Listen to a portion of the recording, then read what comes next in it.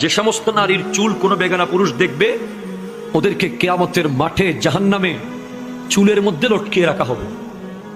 2, যে সমস্ত নারী স্বামীর সাথে তর্ক করে কথায় কথায়,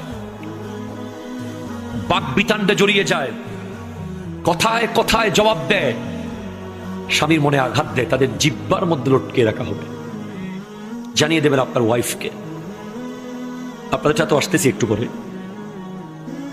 শুধু মেয়েদের কথা বলে চলে যাওয়ার লোক আমি না, আপনারাও আছেন সামনে।